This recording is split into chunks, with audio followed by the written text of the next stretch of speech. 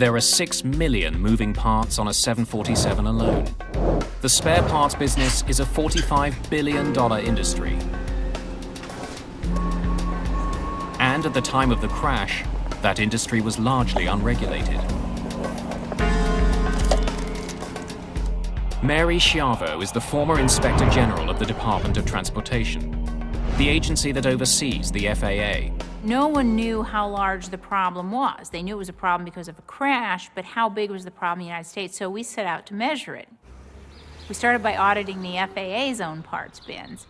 And the FAA's own parts bins contained 39% bogus parts. What we found is if the parts had come from a parts broker, which was a huge percentage of the parts supply industry, 95% of them were not authentic.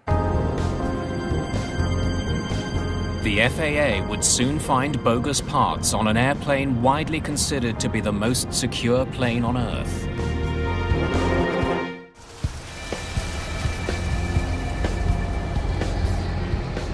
There are 5,000 parts brokers in the United States, many of them in the Miami area. Parts brokers had no regulation whatsoever. You had a telephone and a fax. You were a parts broker. Overnight, you could be in the parts brokerage business, and you could get them anywhere you chose. You could get them from junkyards, you could get them from scrap facilities, you could get them from old planes, you could get them from crashes, you could get them from people who are willing to manufacture and don't care about the law. Spare parts for airplanes are expensive. A single bolt, like the one holding on the partner flight's vertical fin, can cost up to $250. A bogus one can cost as little as $30. Which makes it a bargain.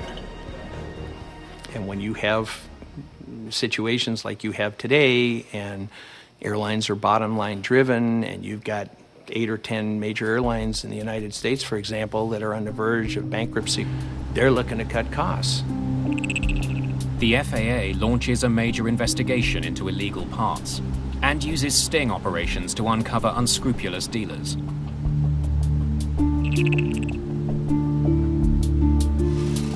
Investigators uncover a black market industry that makes thousands of worn and inferior parts look brand new. These are really good counterfeits. It's very difficult to tell. At the time of the Partner accident, there were checks and balances in the system that were supposed to keep bogus parts from getting on major airlines. For instance, each spare part needs someone's signature to verify its authenticity. It has to have some documentation that states that it's airworthy. It has to have a maintenance release by some certificated entity. But investigators discover that in addition to a huge market in spare parts, there's also a burgeoning market for counterfeit FAA tags.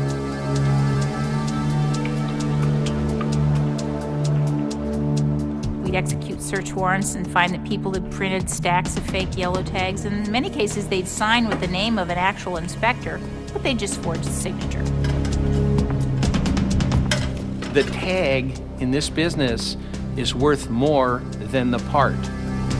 At first, investigators believe the problem is mostly with smaller airlines. Smaller operators and repair stations are usually the people who are most vulnerable to this aftermarket broker parts problem. They're shocked when they discover that bogus parts have been found on what is supposed to be the most tightly controlled plane in the world, Air Force One. It reached all the way to what many people consider literally the highest levels of aviation, the aviation that flies around the President of the United States. Supposedly in an airtight supply chain, we had bogus parts cases that touched those aircraft.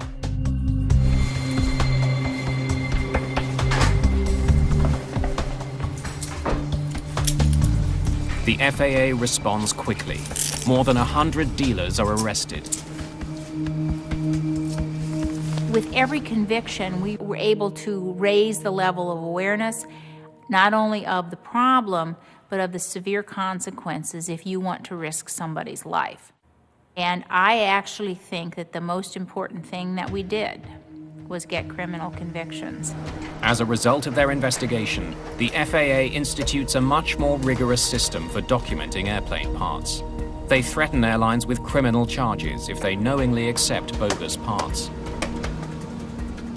Things are different today because we have a whole body of regulations, much more than we had in the 80s and 90s even, to address the problem. You have to get the mechanic who's actually got the wrench in his hand to a point of sophistication where he's knowledgeable enough to smell a bad part, to smell a bad piece of paper. And it is possible to do. The new regulations achieved their goal. In the 2 decades following the crash of Partner 394, there wasn't a single fatal accident attributed to bogus parts.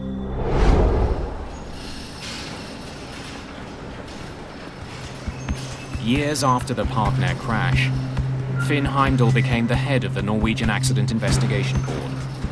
Jimmy, my friend. It was a major puzzle that an aircraft, for no obvious reason, could more or less disintegrate in midair. His report into the accident resulted in major changes that likely saved lives. That's the positive thing, but the negative, of course, is the tragedy, the personal tragedy to many people.